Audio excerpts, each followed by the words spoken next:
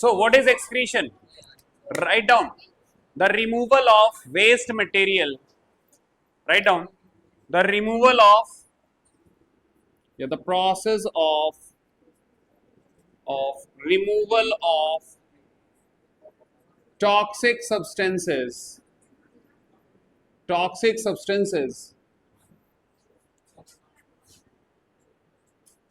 from the body of an organism is called excretion. क्या बोलते हैं इसको? excretion.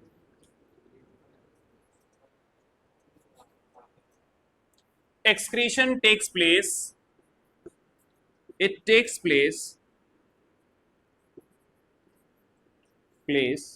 in both plants and animals. दोनों में ही जाएगा, दोनों में ही एक्सक्रीशन होता है. ठीक है, तो सबसे पहले जो हम लोग पढ़ेंगे वो पढ़ेंगे excretion in plants.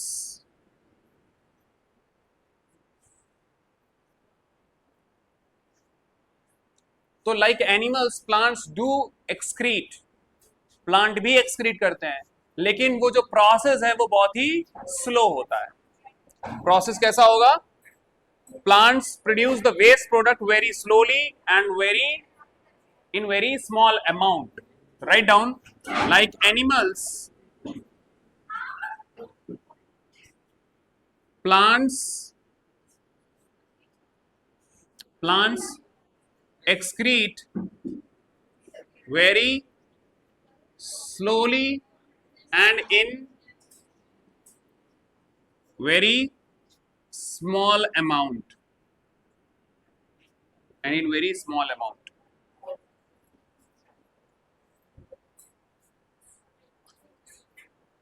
Write down the main waste products of plants.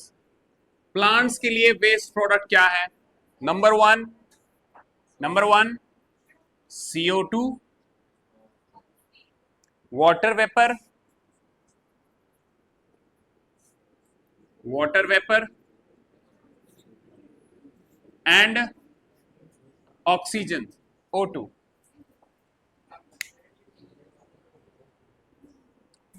These are the waste product during respiration, and this is the waste product during photosynthesis.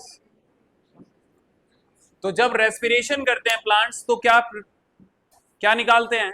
CO2 and water vapour. And जब वो photosynthesis करेंगे तो उनका waste क्या होगा? आपने photosynthesis वाली equation पढ़ी है ना? CO2 plus H2O in the presence of sunlight and chlorophyll, it will give you C6H12O6 plus O2. समझ में आया? तो अब ये O2 क्या है? बाय प्रोडक्ट है ना ये, तो ये रखेगा ही नहीं, फिर वो क्या करेगा? ऑक्सीजन को रिलीज करता रहेगा. समझ में आ रही बात? लेकिन वेस्ट प्रोडक्ट अलग अलग टाइम पे अलग अलग होगा. रेस्पिरेशन कर रहा है तो CO2 and water vapour, and जब वो फोटोसिंथेसिस करेगा तो क्या हो जाएगा? ऑक्सीजन. क्लियर है? तब ये वेस्ट प्रोडक्ट नहीं है, फिर ये वेस्ट प्रोडक्ट नहीं है, फिर तो इसको चाहिए है. फोटोसिंथेसिस के टाइम पे CO2 ज्यादा चाहिए ना इसको, तभी तो वो खाना बना पाएगा अपना. ये बात समझ में आ गई?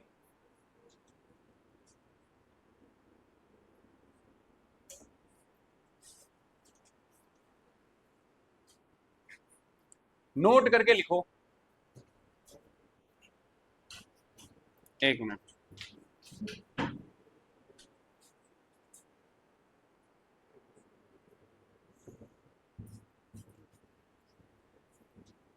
अब एक नोट करके लिखो. Note. gaseous waste of respiration and photosynthesis, photosynthesis in plant.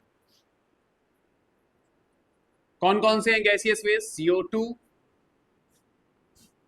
Water and O2. ये होता है फोटोसिंथेसिस पे और ये होता है रेस्पिरेशन पे. These are removed out of plant through are removed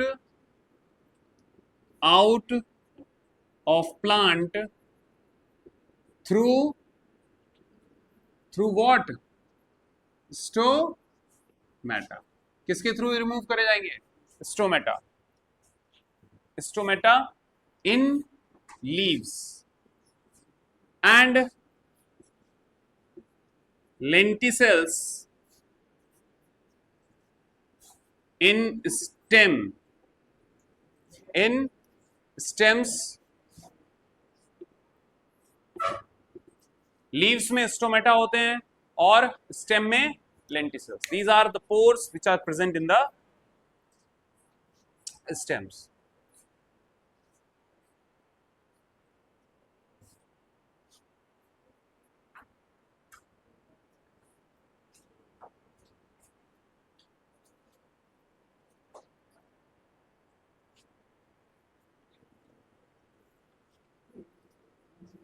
now कुछ ऐसे वेस्ट होते हैं जो प्लांट स्टोर करते हैं.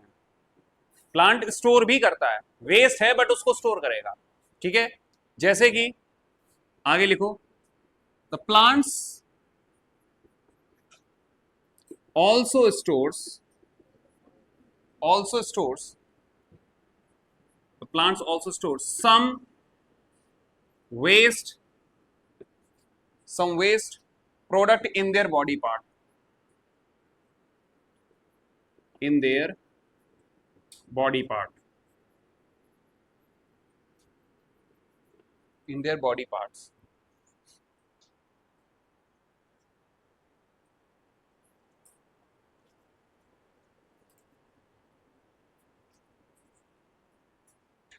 और ये कहां पे स्टोर होता है? In leaves, bark of the tree and fruits of the plants.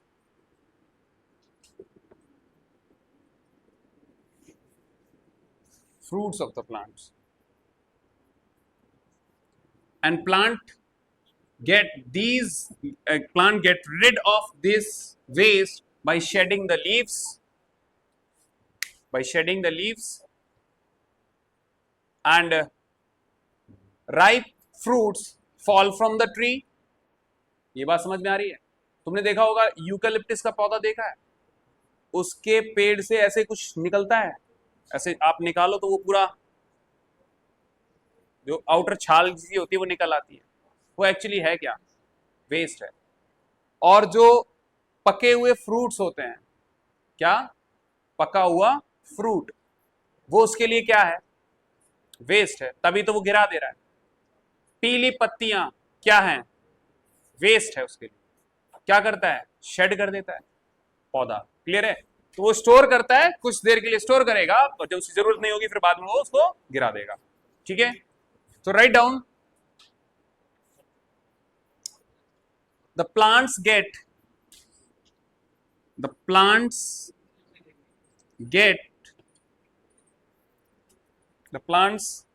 get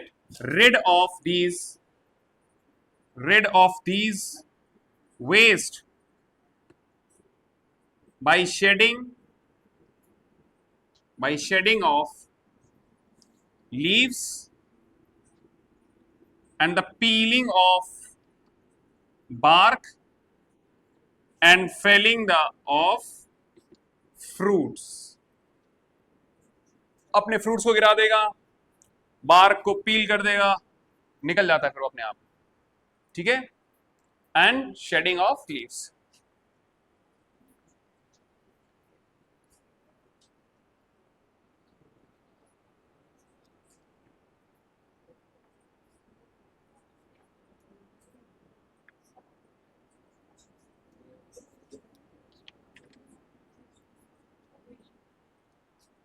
now एक नोट करके लिखो,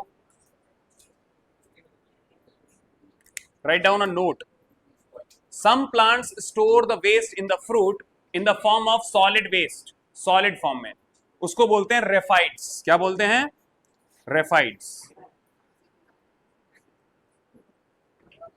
Write down.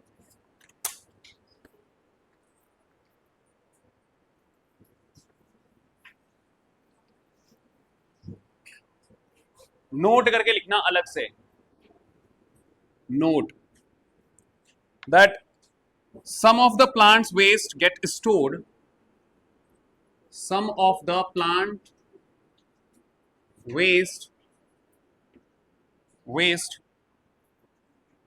get stored in the fruits of the plant in the form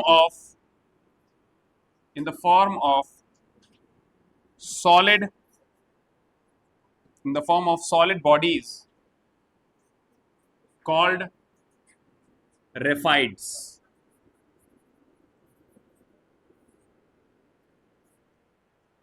और ये वेस्ट जो होगा, ये जो प्लांट वेस्ट है, जब वो फ्रूट फेल ऑफ होगा तभी ये वेस्ट रिमूव आउट हो जाएगा. आ गई बात समझ में? जैसे कि एक एग्जांपल लिखो, तो these waste are removed when the fruit get detached from the plants. जब प्लांट से वो फ्रूट डिटैच हो जाएगा तब वो वेस्ट भी रिमूव हो गया. तो वो वेस्ट किधर पे स्टोर हो जाता है? फ्रूट ऑफ द प्लांट में. क्लियर है? इसका एग्जाम्पल लिख लो. That is the fruit called, एक फ्रूट है जिसका नाम है यम. क्या है? यम. जिसको हम लोग जमीकंद भी बोलते हैं. क्या बोलते हैं? जमीकंद. कंद मीन्स होता है काइंड ऑफ फ्रूट, और जमीन के अंदर होता है वो. ये बात समझ में आ गई? इसीलिए इसका नाम क्या है? जमीकंद. ठीक है? और इसमें ही नीडल शेप्ड वेस्ट होती हैं. कुछ स्ट्रक्चर होता है ऑन इट सरफेस. तो जमीकंद के ऊपर नीडल शेप्ड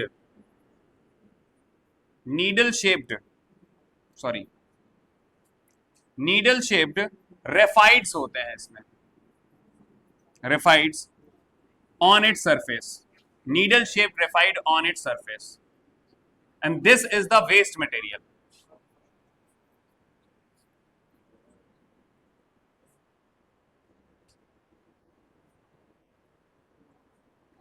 ठीक है? एक तो ये हो गया. दूसरा एक और एक लिखो नोट में, दैट गोंद निकलती है एंड रेजिन्स निकलते हैं. These are also waste of plants. अब तुम्हें हम दिखाते हैं जमीकंद.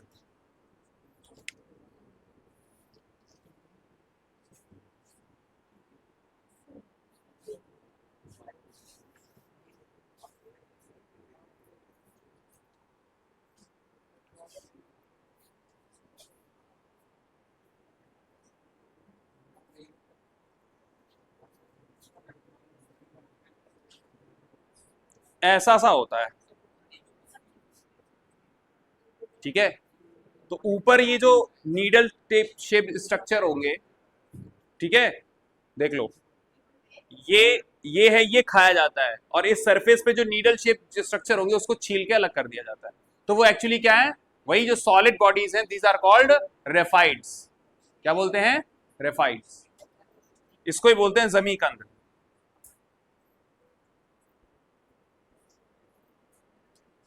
ऐसा सा कुछ होता है, देखो. ठीक है? इसको छील देते हैं ऊपर से. ये these are needle shaped structure which is called raphides. और रेफाइड्स को छील देंगे, फिर अंदर का खाया जाता है.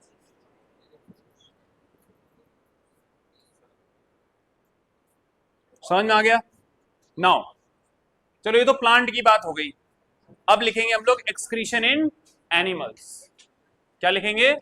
एक्सक्रीशन इन एनिमल्स. तो टॉपिक डालो, एक्सक्रीशन इन एनिमल्स.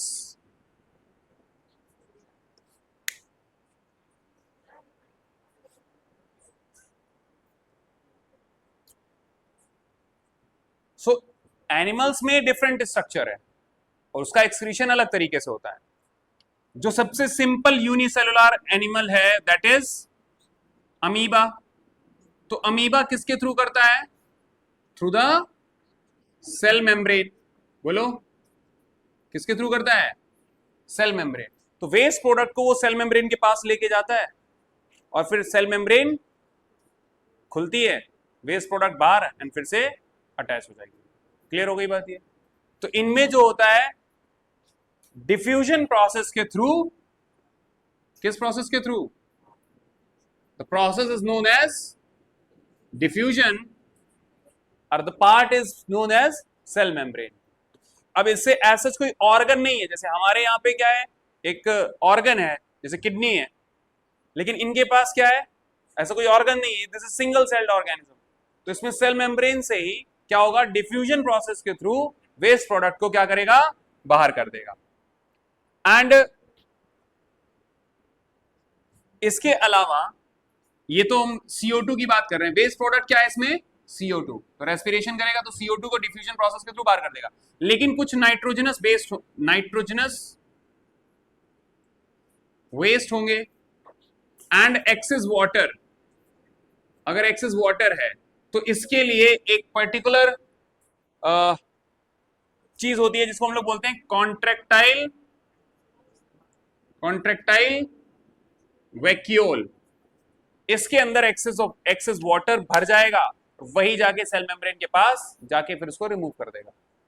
और नाइट्रोजनस वेस्ट मतलब यूरिया, ठीक है। अच्छा, दूसरा, अगर अर्थवॉर्म है तो, अगर अर्थवॉर्म है, सेकंड, अर्थवॉर्म अपना वेस्ट कैसे बाहर करेगा? तो there is a tubular structure called nephridia. इसके अंदर एक ट्यूबुलर स्ट्रक्चर है, that is what we called nephridia. इसके थ्रू, this is the excretory organ, excretory organ of the earthworm, जिससे ये अपना एक्सक्रीटा बाहर करता है। हाँ, बुक में है, अर्थवॉर्म वाला है नहीं, बस अपना, हम मेनली किसके बारे में पढ़ेंगे तो हम किसके बारे में, ह्यूमन के बारे में। बट कई बार ऐसा क्वेश्चन आएगा कि भाई अर्थवॉर्म किससे करता है? हाँ, आया हुआ है, क्वेश्चन आया हुआ है पिछले सालों, ठीक है। जैसे फ्रॉग का है, तो फ्रॉग जो है वो किससे कर रहा है रेस्पिरेशन? स्किन से भी कर रहा है और लंग से भी कर रहा है। ऑप्शन जरूर दे दिए थे उसने कि ऐसे कौन सा ऑर्गेनिज्म है जो लंग्स एंड स्किन दोनों से कर रहा है, ठीक है। तो रेस्पिरेशन से क्वेश्चन आया, लेकिन वही है ना, वो क्लास में तो पढ़ाया जा रहा होगा ना कहीं। और नेफ्रीडिया इनका एक्सक्रीटरी ऑर्गन है, बट ऑल्सो स्किन के थ्रू भी ये एक्सक्रीशन करते हैं। Moist skin of earthworm also act as, तो moist skin it is also the excretory organ for the earthworm, act as excretory organ। अब आते हैं हम लोग ह्यूमन के बारे में पढ़ेंगे। किसके बारे में? ह्यूमन के बारे में। तो थर्ड इज ह्यूमन बींग्स। तो इनमें जो एक्सक्रीटरी यूनिट है that is what we call nephron. क्या बोलते हैं इसमें? एक्सक्रीटरी यूनिट क्या है? Nephron. In humans excretory unit is nephron, and about 1 million nephrons taken together in a excretory organ of human being called kidney। तो हमारा जो ऑर्गन है वो है किडनी, और किडनी के अंदर अराउंड 1 मिलियन क्या होते हैं? Nephron. And these are what we call the excretory unit of the human being. तो तुम्हारे पास वन पेयर ऑफ किडनी है on both side, left and right, around two two one two, ये around इतनी बड़ी रहेगी, ठीक है, ठीक है, 2 इंचेस, ठीक है। और इतनी बड़ी किडनी के अंदर कितने मिलियंस? 1 मिलियन नेफ्रॉन होंगे, ठीक है। अब अंदर का हम स्ट्रक्चर बनाएंगे, किस तरीके से वेस्ट प्रोडक्ट बाहर जाता है वो सब देखेंगे। ये बात समझ में आ रही है? चलो, तो टॉपिक है अब हमारा जो मेनली हमें एक्सक्रीशन में पढ़ना है वो ह्यूमन के बारे में पढ़ना है, ठीक है। टॉपिक डालो रिमूवल ऑफ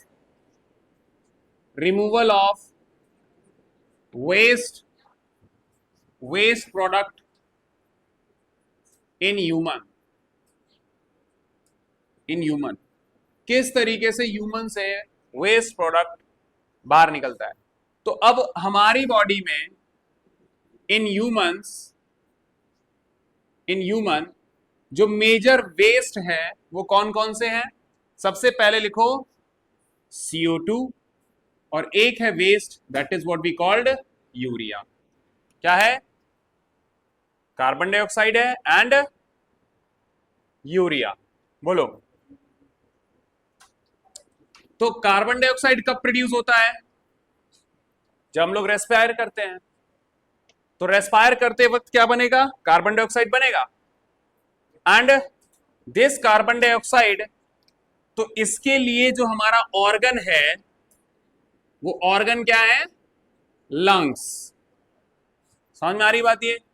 तो हम लोग इनहेल करते हैं ऑक्सीजन, ऑक्सीजन जाता है हमारी सेल्स तक जाएगा, सेल के अंदर रेस्पिरेशन होगा, रेस्पिरेशन के टाइम पे CO2 बनेगी, वो CO2 फिर ब्लड में आएगी, ब्लड से फिर हमारे लंग्स तक आ रही है, और लंग्स से फिर हम क्या कर रहे हैं? एक्सहेल कर रहे हैं।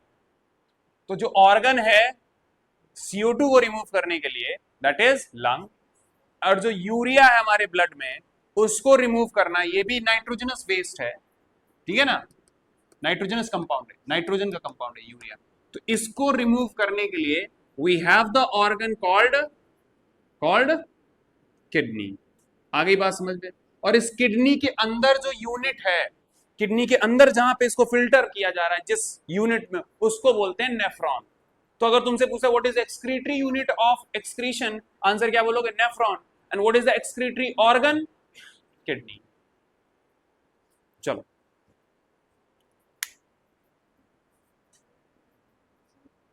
अब हेडिंग डालना। समझ में आ गया? दो है वेस्ट। अब डालो excretion in human.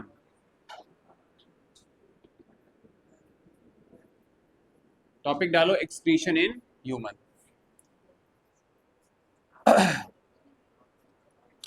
So excretory system in human beings consist of the main organ. ध्यान सुनो, मेन ऑर्गन क्या है? हाँ, क्या है?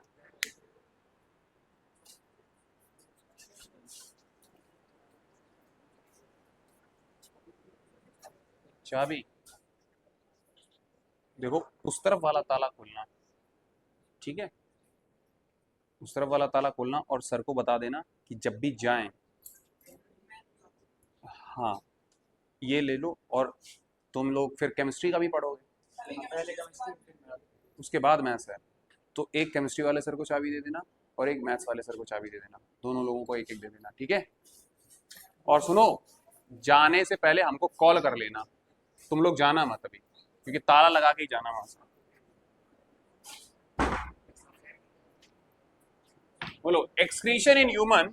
So the main organ in the excretory system of human is number 1 two kidneys। क्या है? 2 kidney, or we can say a pair of kidney, 2 ureters, number 3 a bladder, number 4 urethra।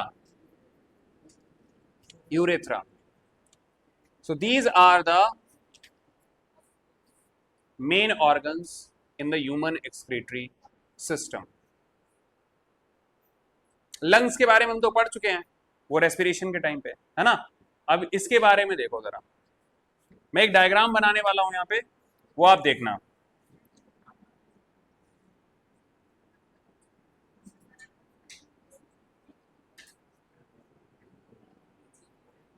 सो ये bean shape, been देखा है आपने, been जो खाते हैं हम लोग, बीन शेप स्ट्रक्चर है इसका किडनी का, ठीक है। अब इस किडनी में एक तो आती है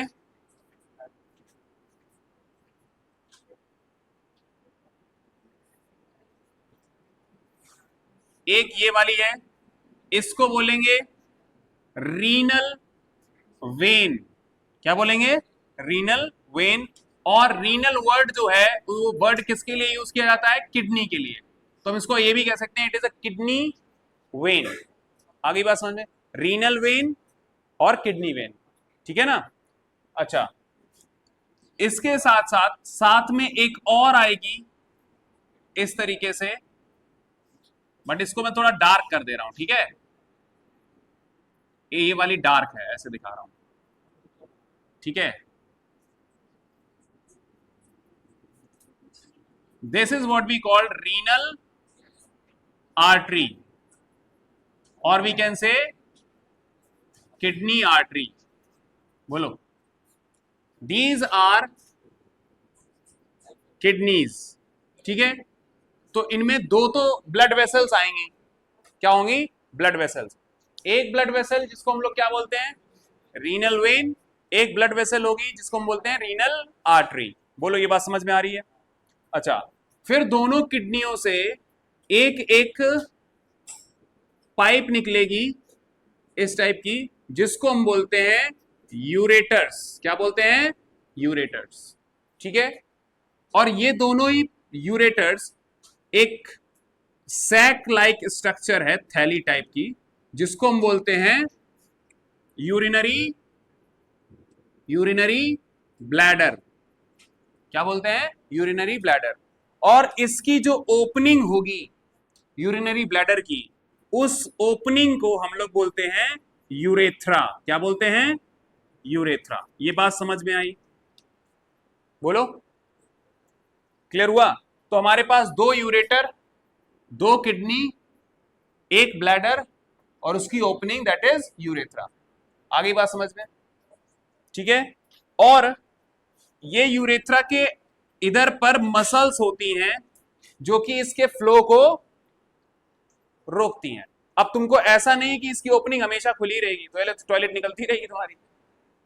तो वो जो मसल्स होती हैं वो कंट्रोल करती हैं यूरिन के फ्लो को। जब वो ब्लैडर भर जाएगा तो सिग्नल पहुंचेगा कि भाई तुमको टॉयलेट आया है ना। तो तुमको थोड़ा सा क्या होगा, वहां की नर्व से ही सिग्नल पहुंचता है माइंड में, और फिर तुम जाते टॉयलेट करते हो।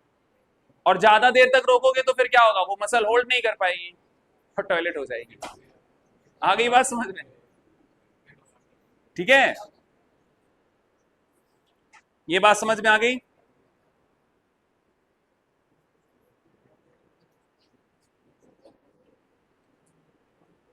क्लियर हुआ ये? अब सुनो, एक बात याद रखना, ये जो रीनल आर्टरी है ये डर्टी ब्लड लेके आती है। डर्टी ब्लड का मतलब ऐसा नहीं मिट्टी विट्टी डली उसके अंदर। डर्टी ब्लड का मतलब हो गया उसके अंदर वेस्ट प्रोडक्ट है, दैट इज यूरिया। तो ऐसा ब्लड जिसके अंदर यूरिया होगा वो किसके थ्रू आएगा? आर्टरी के थ्रू आएगा। आगे बात समझ में? यूरिया वाला ब्लड इसके अंदर आएगा और ये किडनीज क्या करेंगी? फिल्टर करेंगी। फिल्टर करने के बाद जो फिल्टर्ड ब्लड होगा वो किस में जाएगा? रीनल वेन में जाएगा। आगे बात समझ में? तो रीनल वेन में जो ब्लड जाता है वो क्लीन ब्लड होता है। कैसा ब्लड होगा? Clean blood. आई बात समझ में? और रीनल आर्टरी कैसा ब्लड लेके आती है? Dirty blood. We can say that the blood containing the urea. और अगर आपकी बॉडी में से यूरिया नहीं रिमूव किया जाएगा तो यूरिया एक हमारे लिए टॉक्सिक वेस्ट प्रोडक्ट है, तो आपको बीमार हो जाओगे और फिर आपके स्वेलिंग होने लग जाएगी, हाथ पैर अजीब से हो जाएंगे। ठीक है, अब जिनका भी प्रॉब्लम होता है किडनी फेलियर का, तो उनको क्या डायलिसिस पे जाना पड़ता है, उनका ब्लड प्यूरिफाई किया जाता है, फिर से उनके बॉडी में चढ़ाया जाता है। तो ये बहुत ही कैसा होता है, पेनफुल एक्ट भी है, और वो लोग बिल्कुल फिर कमजोर हो चले चले जाते हैं, तुम देखा होगा। हाँ, और कई सारी प्रॉब्लम्स आ जाती है फिर उनको। ठीक है, तो कोशिश करो कि भाई आप अपने ऊपर से काले दिखते हो, भद्दे दिखते हो, छेद हैं आपके, गड्ढे पड़ रखे हैं, कोई दिक्कत नहीं है। आपका पैंक्रिया, आपका लीवर, आपका kidney, intestine, lungs, these should be very good. समझ में आ रही बात? ये ऊपर से रंग तुम्हारा गोरा है, काला है, चपटा मुंह है, कैसा भी है, लेकिन मैटर क्या करता है कि आपके इंटरनल ऑर्गन्स कितने सुपर स्ट्रांग हैं। तो कोशिश करो कि ऊपर जो चमकाने वाला काम कर रहे हो वो कम करो, अंदर से चमकाओ अपने आप को। Means eat healthy. ठीक है, आप ऐसी चीजें मत खाना पीना जिससे आपके इंटरनल ऑर्गन्स को डैमेज पहुंचे। समझ में आ रही बात? ये बात समझ में आ रही है? तो खेलो, कूदो, खाओ पियो, अच्छा खासा, अच्छा वाला। क्लियर हो गई बात? ये समझ में आ रही बात? ये तो इसीलिए तुमको पढ़ाया जा रहा है कि भाई अपने किडनीज को अच्छा रखना, फालतू की चीजें मत खाना पीना। कुछ बच्चे मैं देखता हूं स्टिंग पीते हैं, स्टिंग एक बहुत मार्केट में चल रहा है। ठीक है, लोग पैसा बना रहे हैं लेकिन तुम्हारी हेल्थ के साथ खेला जा रहा है।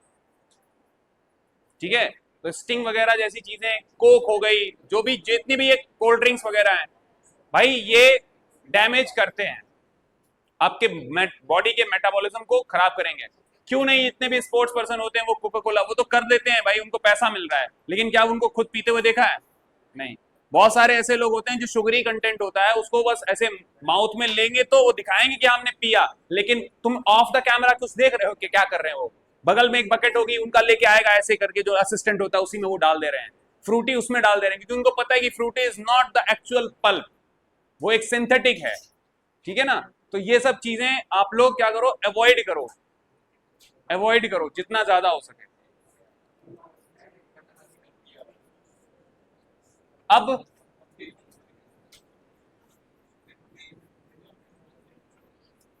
अब हम लोग चलते हैं, इस किडनी को जूम करेंगे। क्या करेंगे?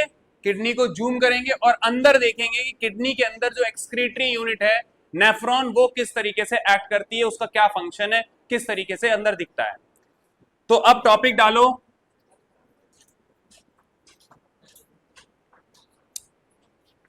Inside kidney.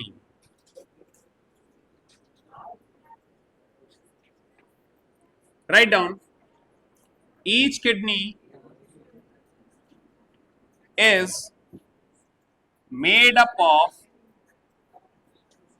a large number of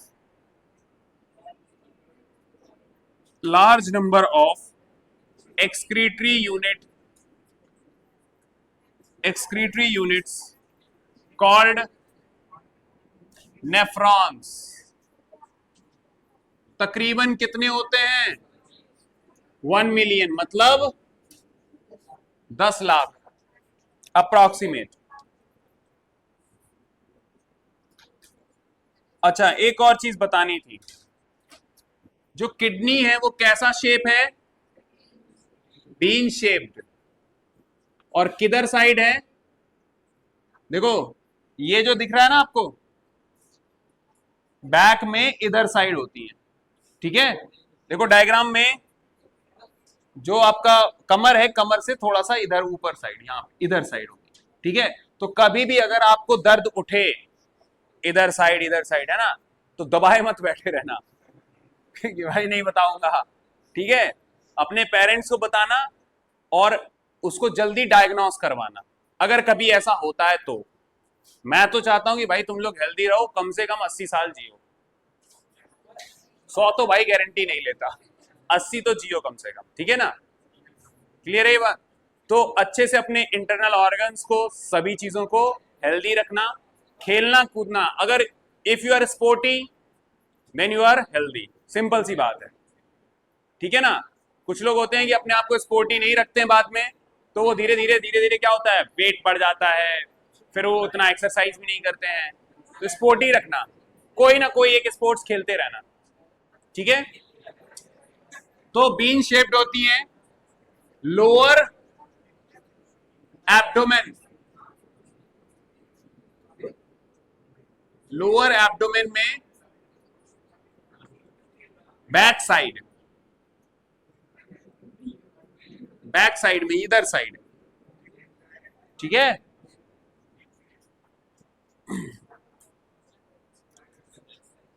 अच्छा, इसके बाद एक डायग्राम बना रहा हूं, उसको देखना ध्यान से। अब मैंने तो बताया कि आपके ये 1 मिलियन के अराउंड होते हैं, लेकिन मैं पूरे 1 मिलियन बनाने बैठा तब तो हो गया काम। मैं एक दिखाऊंगा आपको, ठीक है। और वैसे ही डायग्राम, मतलब वैसे ही नेफ्रॉन्स कई सारे होंगे, मतलब 10 लाख के आसपास होंगे। अब पहले इसका डायग्राम देखो किडनी का।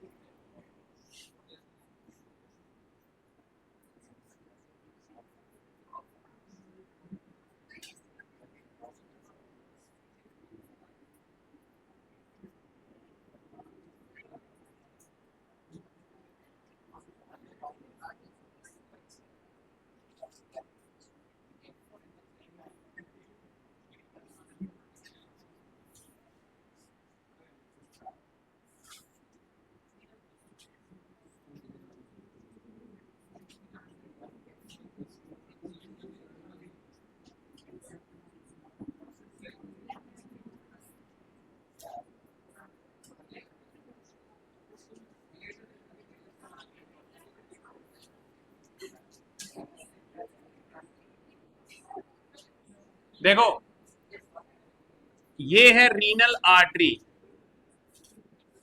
पूरा बना देंगे तो धीरे धीरे समझ में नहीं आएगा। ये क्या लेके आएगी? Dirty blood.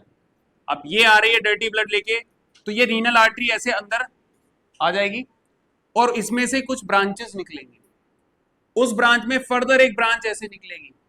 ये हो गई ब्लड कैपिलरीज। क्या हो गई? ब्लड कैपिलरी, ठीक है। अब ये ब्लड कैपिलरी इस टाइप से अंदर एक गुच्छा टाइप का बनेगा, जिसको हम बोलते हैं ग्लोमेरुलस। क्या बोलते हैं? ग्लोमेरुलस। समझ में आ रही बात ये?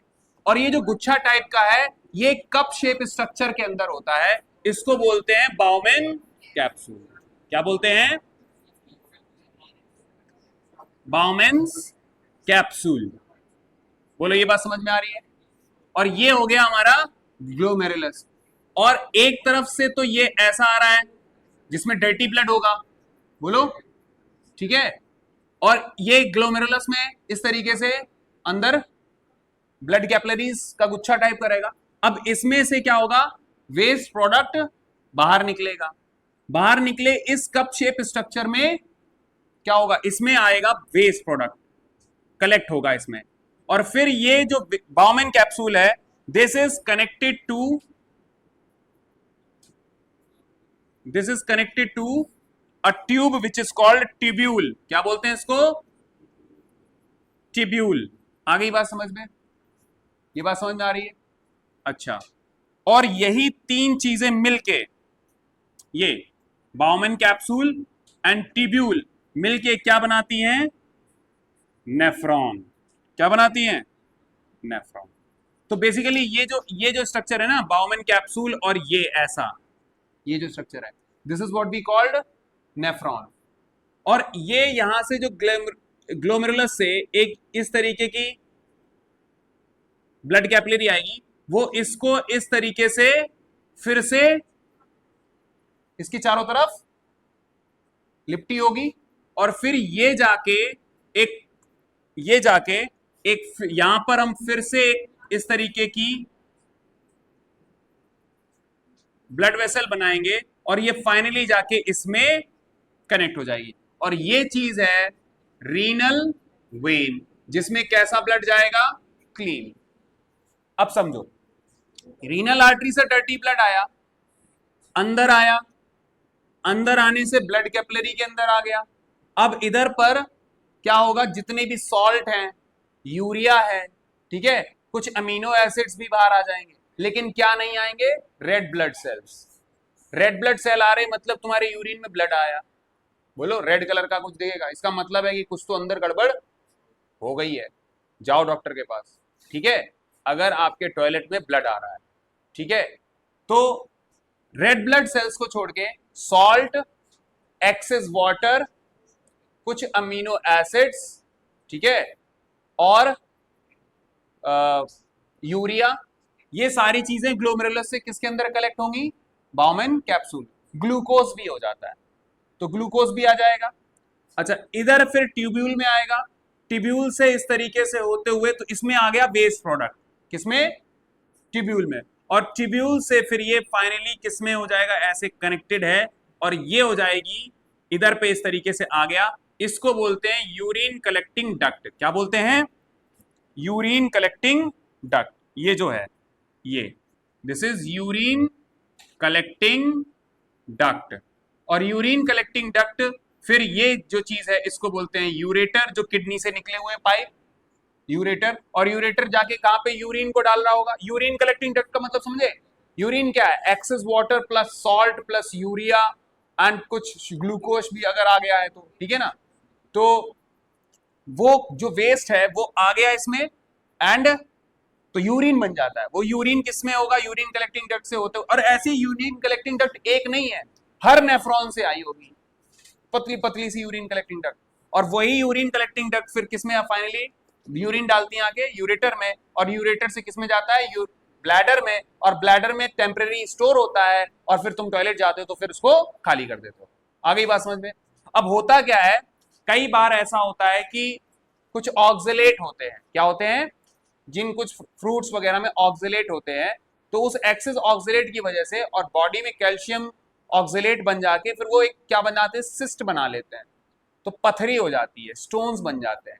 और वो स्टोन्स जब धीरे धीरे ये फिल्टर नहीं हो पा रही होती हैं चीजें, तो वो इधर पे जाके इधर पर क्या होते हैं, किडनी स्टोन्स बन जाते हैं। और वो किडनी स्टोन्स इस यूरेटर से पार नहीं हो पा रहे होते, क्योंकि यूरेटर पतले रहते हैं, ठीक है, और उसके अंदर वो यहां पर जैसे ऐसा कुछ स्टोन टाइप का अटक गया, तो अब यूरिन निकलने में प्रॉब्लम होगी, तो आपको दर्द उठेगा। समझ में आ रही बात ये।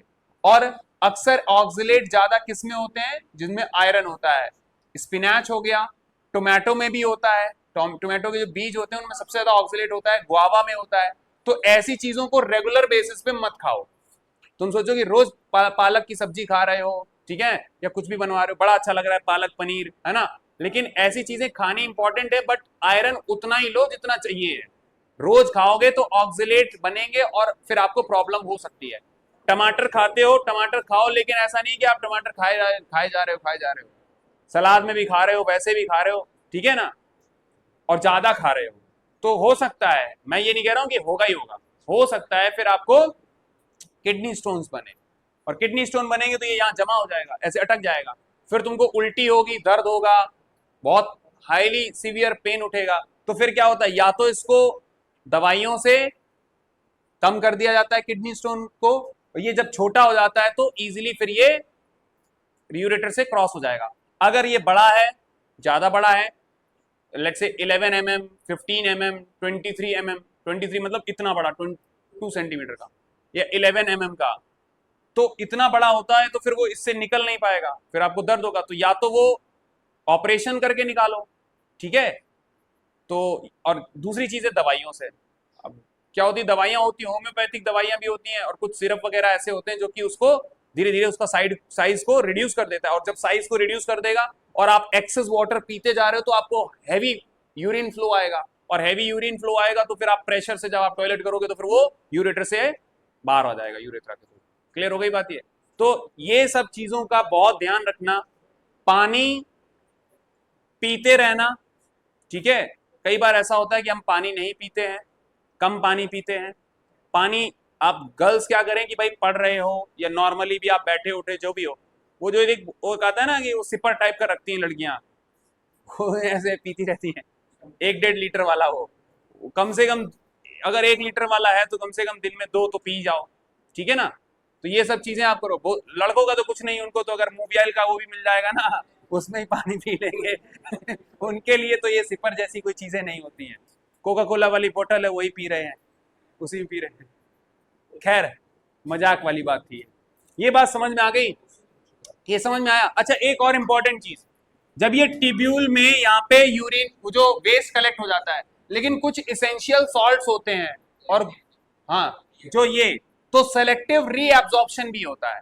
अब कुछ सॉल्ट ऐसे होंगे जो हमारी बॉडी को चाहिए है ना, और या फिर अमीनो एसिड्स जो वापस हमको चाहिए, हमारी बॉडी को चाहिए। तो फिर यहां से क्या होता है कि ये जो कैपिलरी जा रही है, ये यहाँ पे ये जो कैपिलरी है ना, इसमें क्लीन ब्लड है। कैसा ब्लड है? क्लीन। यहां से आया था डर्टी ब्लड, और ये जो क्लीन वाला जा रहा है, इस टिब्यूल के ऊपर जो ये ब्लड कैपिलरी, ये फिर से क्या करेगी, इसको जो इसेंशियल चीजें हैं, अमीनो एसिड्स हैं या कुछ ग्लूकोज है, उसको फिर से क्या कर लेगी, रीअब्सॉर्ब करेगी। रीअब्सॉर्प्शन होगा, लेकिन वो भी सेलेक्टिव। सेलेक्टिव का मतलब है यूरिया नहीं फिर से लेगी, क्या लेगी, जो जो इसेंशियल चीजें हैं, जो हमारे लिए वेस्ट नहीं थे लेकिन वो फिल्टर आउट हो गए, उनको भी वापस से सेलेक्टिवली रीअब्सॉर्प्शन होता है।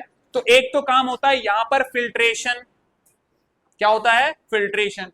किसमें? बाउमन कैप्सूल और ये जो ग्लोमेरुलस है, ये जो कप शेप स्ट्रक्चर, यहां फिल्ट्रेशन होता है, क्षमता है यहां पे। और यहां पे ये ट्यूब्यूल है, और ट्यूब्यूल के ऊपर ये जो ब्लड कैपिलरी है, जो कि किससे कनेक्टेड है? रीनल वेन से। ये सेलेक्टिव रीअब्जॉर्प्शन का भी यहां पे काम होता है। क्या होता है? सेलेक्टिव रीअब्जॉर्प्शन का। समझ में आ गई बात ये? और फिर ये ब्लड तुम्हारा रीनल वेन में आ गया और फिर से पूरी बॉडी में फ्लो करेगा, और यूरिया वगैरह तुम्हारे यूरेटर से यूरिनरी ब्लैडर में, और फिर तुम्हारा जो वाटर तो कलरलेस है, लेकिन जब तुम टॉयलेट कर रहे हो हल्का येलोइश हो रहा है, तो वो येलोइश क्यों है? Because of the presence of urea. Clear हुआ यहां तक? ये डायग्राम बना लो। और कुछ बचा है इसमें? इसमें जाएगी यूरिन, यूरिन पास होगा, और यहां से डर्टी ब्लड, और यहां से जाएगा क्लीन ब्लड। बोलो। तो याद रखना ये चीज। अच्छा ग्लोमेरुलस को छोड़ दो, ये दोनों चीजें कलेक्टिवली कॉल्ड नेफ्रॉन, और ये अलग हिस्सा, ये लिख लो, बना लो डायग्राम।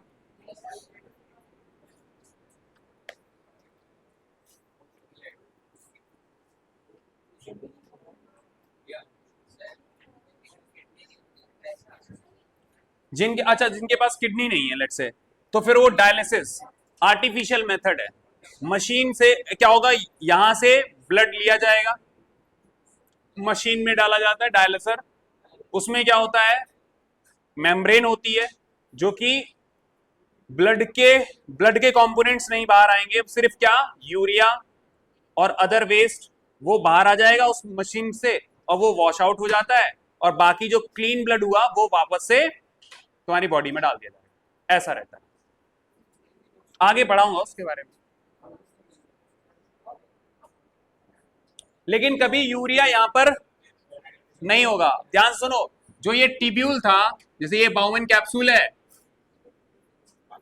ये बाउमन कैप्सूल है और ये टिब्यूल है लेट से, ठीक है।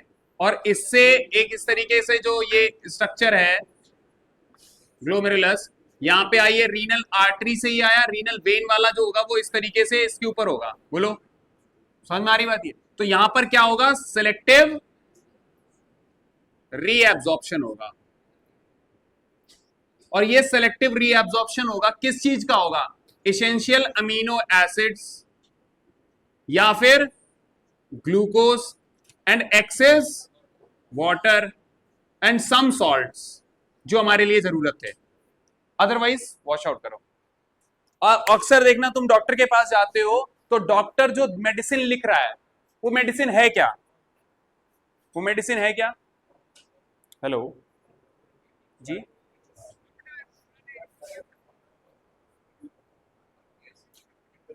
जी जी जी। अच्छा अच्छा अच्छा, 6 का बैच 3 से 4 है जी। अभी अभी आज से ही स्टार्ट हुआ है वो। आज एक बच्चा आया था, आज आपकी एक और क्वेरी आ गई जी। हाँ, अभी 2 बच्चे। Math science, math science. हाँ, तो दूसरा टीचर हमारे पास अच्छा कोई बढ़िया है नहीं, तो हम अभी वो रखे ही नहीं, हम सिर्फ मैथ साइंस को ऑफर कर रहे हैं। तो अब वही बात है सर कि या तो हम टीचर धीरे धीरे देखेंगे कि कोई अच्छा मिल जाए, अदरवाइज तो हम 2 ही सब्जेक्ट बताएंगे, लेकिन ऐसा नहीं हुआ कि एक ही टीचर सारे सब्जेक्ट पढ़ाए। हम्म, हाँ, वो हम देखेंगे कि हम अगर हमको कोई अच्छा टीचर मिलता है तो हम रखेंगे। जी जी, मैं आपसे थोड़ी देर में बात करता हूँ, अभी मैं क्लास ले रहा हूँ 10th की, तो हाँ, इसके बाद मैं आपको कॉल बैक करता हूँ। जी जी जी, बोलो। ये समझ में आया? तो अमीनो एसिड्स, अमीनो एसिड बनता कैसे है? जब प्रोटीन डाइजेस्ट होता है तो फाइनल जो बनता है, जो सबसे सिंपलेस्ट जो फूड हो गया, वो क्या है? Amino acids. और यही अमीनो एसिड्स फिर से अगर कोई इसेंशियल अमीनो एसिड्स हैं तो हमारी बॉडी में रीअब्सॉर्ब होने चाहिए, वॉश आउट करने से पहले वो रीअब्सॉर्ब हो जाते हैं। Glucose, excess water and some salt. समझ में आ गई बात? ये सेलेक्टिव रीअब्सॉर्प्शन होता है। लेकिन क्या यूरिया एब्जॉर्ब होगा? नहीं, यूरिया इज टोटली वेस्ट, उसको बाहर निकलना है, उसको नहीं रीअब्सॉर्ब करेगा। इतना समझ में आ गया? एंड हियर वी हैव, देखो, ये एक यूरिन कलेक्टिंग डक्ट, ऐसी एक ये यूरिन कलेक्टिंग डक्ट, एक ये यूरिन, यहां पर यूरिन कलेक्टिंग डक्ट होगी, तो ऐसी millions of urine collecting duct होंगी। अब इसके बारे में अगर आपको और ज्यादा डीप डिटेल में जानना है तो भैया नीट का एग्जाम क्रैक करो, ठीक है, और एमबीबीएस करो, और फिर जो वहां पर एक डेड बॉडी आएगी, ठीक है, वहां पे वो तुम्हारे जो प्रोफेसर होंगे उसको काट के दिखाएंगे कि भैया नेफ्रॉन ऐसे होते हैं, ऐसी किडनी होती है, वो वहां पे तुमको जाना पड़ेगा। अगर ड्रीम है वहां का तो भैया मेहनत करो, बायोलॉजी सुपर स्ट्रांग बना लो, 360 की होती है, 360 में 360 ले आओ, फिजिक्स 180 की होती है, 160 प्लस कर लो, केमिस्ट्री भी 180 की होती है, 160 प्लस कर लो, और आपका सिलेक्शन होने के चांसेस बढ़ जाएंगे। समझ में आ रही बात? ये आया ना? तो कम से कम 720 में से 680 मार्क्स लेके आना, एक बढ़िया गवर्नमेंट कॉलेज में जाना, वहां पे जो भी होगी चीजें सिखाई जाएंगी, बढ़िया डॉक्टर बनना, फिर एमबीबीएस के बाद फिर एमएस करना है, एमडी करना है, पोस्ट ग्रेजुएशन जिनको बोलते हैं वो करना, और फिर आप बढ़िया डॉक्टर बनने के बाद और डीप डिटेल में जाना, फिर ऑपरेशन करना, ठीक है।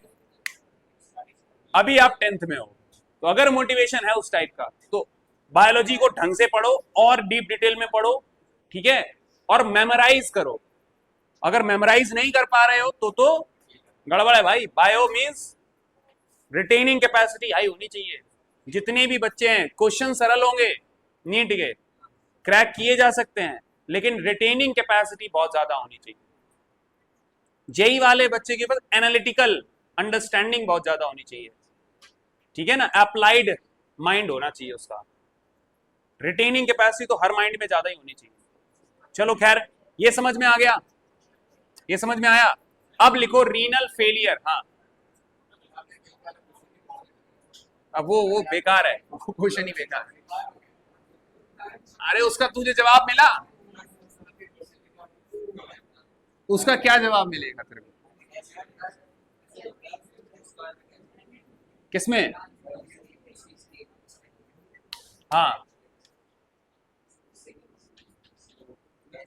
तो एक्चुअली तो फिर उसमें फिर अगर एसिड है तो फिर वो पीएच डाउन हो जाएगा, फिर तो दूध खराब हो जाएगा। लिखो रीनल फेलियर।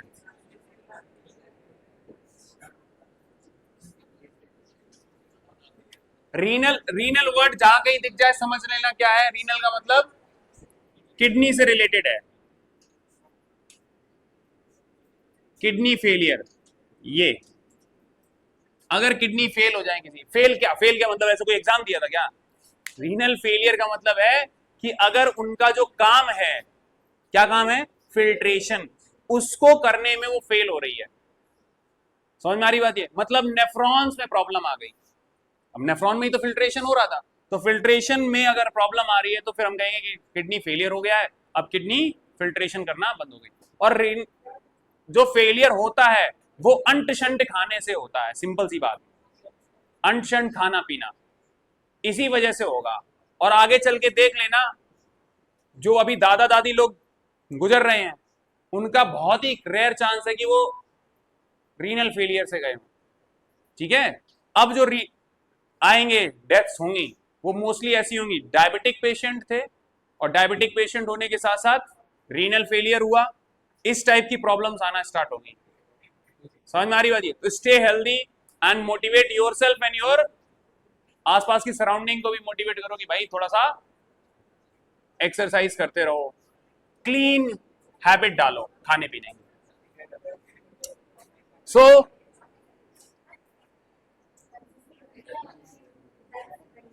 नोट करके लिखो, complete failure of kidneys allows the urea and other waste product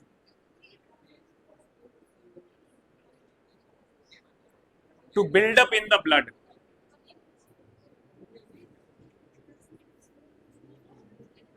blood में क्या ज्यादा हो जाएगा भैया? Urea and other waste product. अच्छा, मैं एक बात बता रहा था आपको कि डॉक्टर्स वगैरह जब भी बोलते हैं ना कि ये दवाइयां लेना है आपको, तो वो जो दवाई दे रहा है वो एक्चुअली क्या है? एक सॉल्ट है, वो एक पर्टिकुलर कॉम्बिनेशन होता है जो किसी बैक्टीरिया या जो भी आपकी बॉडी के अंदर है उसके मैकेनिज्म को, उसके मेटाबॉलिज्म को क्या करेगा? खराब करेगा, जिससे वो बैक्टीरिया सर्वाइव नहीं कर पाएगा और फिर तुम स्वस्थ हो जाओगे। तो वो जो दवाइयां हैं एक्चुअली जब तुम्हारी बॉडी खुद नहीं फाइट कर पा रही होती तो वो, जैसे सपोज करो तुम्हारे WBCs they are fighting against the germs, और जर्म्स इतना स्ट्रांग हो गए हैं कि तुम्हारी जो WBCs है वो उसको किल नहीं कर पा रही हैं, तो क्या करेंगे? पहले तो बैक्टीरिया को वीक बनाओ, और वीक बनाया कैसे जाएगा? दवाइयां देके। तो जब वो दवाई देते हैं, एक सॉल्ट देंगे, वो सॉल्ट क्या करेगा? उस बैक्टीरिया को वीक बनाएगा, और जब बैक्टीरिया वीक होगा तो WBCs एक्शन ढंग से कर पाएंगे और वो बैक्टीरिया मर जाएगा। बोलो, ये बात समझ में आई? तो जब वो सॉल्ट देते हैं या वो ड्रग मेडिसिन देते हैं तब बोलते हैं ना कि पानी ज्यादा से ज्यादा पीना। क्यों भैया पीना? क्योंकि वो सॉल्ट तुम ले रहे हो, और अगर वो सॉल्ट सही से फिल्टर आउट नहीं हुआ ब्लड में तो जाएगा, ब्लड में जब तक काम था उसका कर दिया उसने, अब वो वॉश आउट भी तो होना चाहिए। तो वॉश आउट होने के लिए क्या कहता है डॉक्टर? ज्यादा से ज्यादा पानी पीना, 2 से 3 लीटर तो पानी पीते रहना चाहिए। 12 glass of water every day, 12 to 14। समझ में आ रही बात? ये चलो आगे लिखो।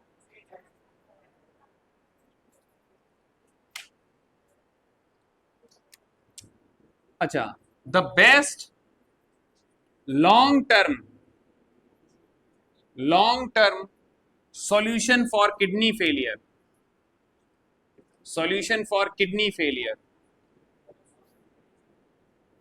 failure is the kidney transplant.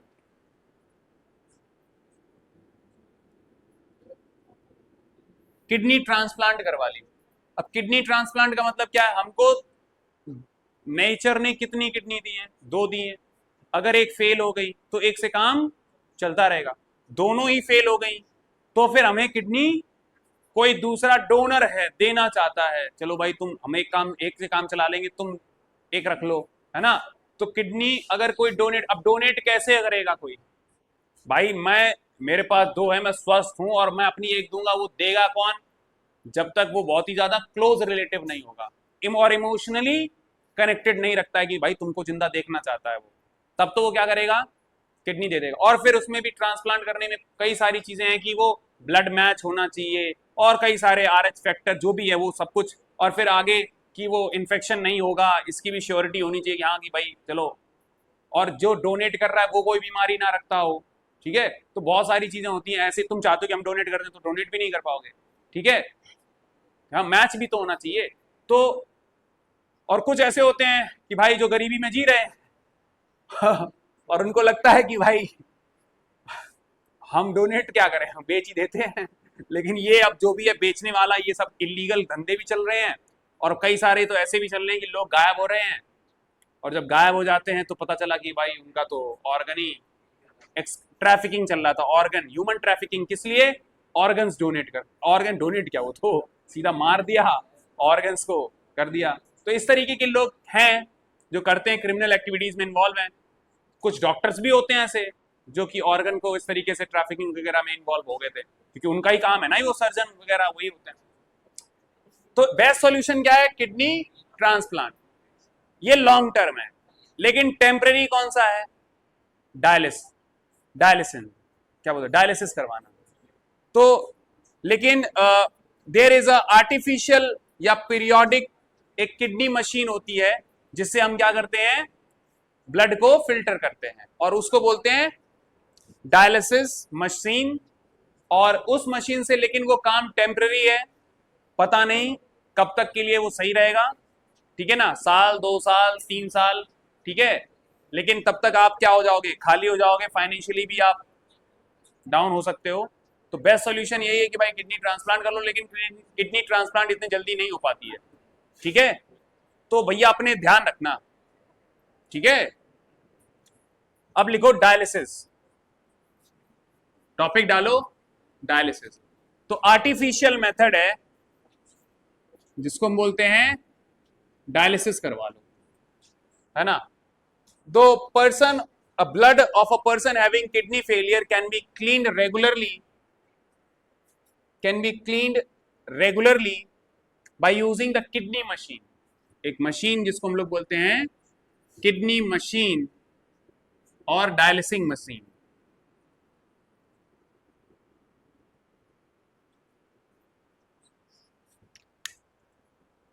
The process of cleaning, अब नोट लिख लो, the process of cleaning the blood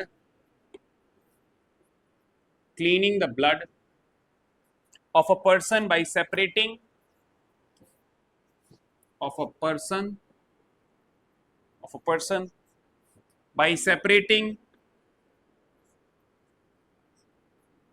by separating the waste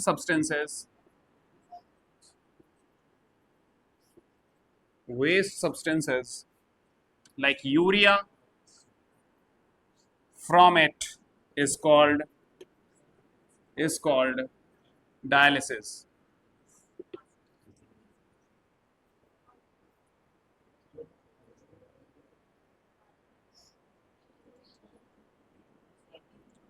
अब इस मशीन का डायग्राम देख लो और समझ लो कि क्या होता है, कैसे होता है। हाँ, फ्रॉम इट, ब्लड से मतलब separating the waste substances like urea from it, किसमें से? ब्लड में से। ये प्रोसेस क्या बोला जाता है? डायलिसिस। अब डायग्राम के थ्रू समझ लो और ये चैप्टर हो गया खत्म। और I will give you the worksheet of this chapter. Her worksheet को सॉल्व करना, क्योंकि इसमें न्यूट्रिशन की वर्कशीट होगी, एक वर्कशीट रेस्पिरेशन की होगी। पूरा इसको तैयार कर डालो और फिर इसका टेस्ट देना, ठीक है? क्लियर है? इसका टेस्ट देना है। हाँ, देखेंगे कब डिसाइड। हाँ, मैंने कब बोला है? वेडनेसडे को बोला है ना, एसिड बेस एंड सॉल्ट का। वर्कशीट दी मैंने। अच्छा, उसकी वर्कशीट देनी है, बाकी है। चलो ये लिख लिया। डायग्राम देखो भाई,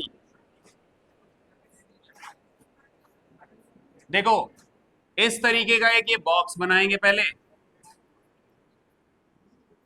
इसमें हम यहां से एक इनलेट होगा जिसमें से फ्रेश डायलिसिंग सॉल्यूशन डाला जाएगा, ठीक है। और एक यहां पे आउटलेट होगा जिससे से यूज्ड डायलिसिंग सॉल्यूशन बाहर निकलेगा। कंटेनिंग, इसमें क्या क्या होगा, यूरिया एंड वही है, containing urea and waste of blood, ठीक है। This is basically the tank of water containing glucose and salt।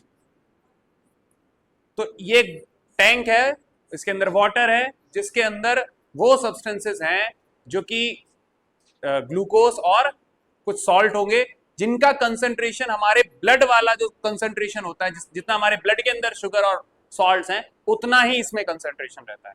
आ गई बात समझ में। अब करते क्या है, suppose that let's say this is hand, और हैंड में एक होगी आर्टरी, इस आर्टरी में से एक ऐसे करके नीडल लगा दी जाएगी, और ये नीडल एक पंप में जाएगी, पंप से एक पाइप, मतलब एक वही है सिरिंज लगा दी गई, वो पंप में जा रहा है, और पंप क्या करेगा, तुम्हारे ब्लड को किस में भेजेगा, पंप डायलिसर में, इसको बोलते हैं डायलिसर। क्या बोलते हैं, डायलिसर मशीन जो है, इस डायलिसर में आपके ब्लड को पंप किया जाएगा, ठीक है।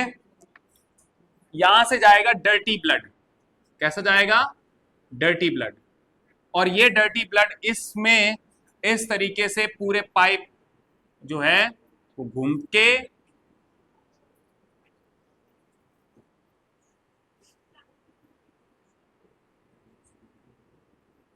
और फिर ये पाइप वापस क्लीन ब्लड तुम्हारी वेन में डाल दिया जाएगा। तो ये है तुम्हारी वेन और ये है तुम्हारी आर्टरी। तो आर्टरी से पंप में जाएगा, पंप क्या करेगा, डायलिसर में भेजेगा, और इसके अंदर जो डर्टी ब्लड है, अब वो इसमें ब्लड में से ये जो मेम्ब्रेन है, अंदर जो मेम्ब्रेन होगी उसमें से यूरिया बाहर निकल आएगा, क्योंकि ब्लड के अंदर यूरिया नहीं है, सॉरी ब्लड की, इसमें जो ब्लड है उसमें यूरिया है, हाई कंसंट्रेशन होगा, इधर कंसंट्रेशन लो है, तो urea will flow from higher concentration to lower concentration, तो यूरिया बाहर आ जाएगा और अंदर क्लीन ब्लड बनेगा, और वो क्लीन ब्लड वापस से आर्टरी में तुम्हारा ट्रांसफर कर दिया जाएगा। आ गई बात समझ में। बट इंसान बहुत वीक हो जाता है, क्या पता हर हफ्ते डायलिसिंग पे जाना पड़े, नहीं जाओगे तो वो जो अंदर फिर बीमारी होने लग जाएगी, यूरिया आपके बॉडी को, आपकी बॉडी पे पीलापन आने लग जाएगा, हाथ पैर में स्वेलिंग आ सकती है, ठीक है, ये बात समझ में आ गई। तो इस तरीके का अंदर सॉल्यूशन होता है। इस वाटर सॉल्यूशन में, इस वाटर के अंदर जो इस वाटर टैंक में क्या क्या रहता है, ग्लूकोज एंड सॉल्ट उतने ही कंसंट्रेशन में रहता है जितना ब्लड में होता है, लेकिन ब्लड में एक्स्ट्रा क्या होगा, वेस्ट वाले ब्लड में यूरिया, तो यूरिया का इधर कंसंट्रेशन हाई होगा, तो इस वाटर टैंक में लो कंसंट्रेशन है, तो हायर कंसंट्रेशन से लोअर कंसंट्रेशन की तरफ यूरिया बाहर जा जाएगा, बाहर चला जाएगा, तो काफी देर इस तरीके से घूमते घूमते जब यहाँ पे ब्लड पहुंचेगा तब तक मोस्ट ऑफ द यूरिया निकल चुका होगा इस टैंक में, और फिर वो फ्रेश जो ब्लड बचेगा जो डर्टी वाला, वो फिर से इसमें डालना, तो 4 से 5 घंटे लग जाते हैं। समझ में आ रही बात ये डायलिसिंग होने में। तो भैया सोच समझ के खाना पीना, अंड शंड खाओ, उतना ही खाओ जितना तुम्हारी बॉडी झेल पाए, वरना खाओ ही मत, ठीक है। और इसी के साथ ये चैप्टर खत्म होता है, और हैव अ नाइस डे।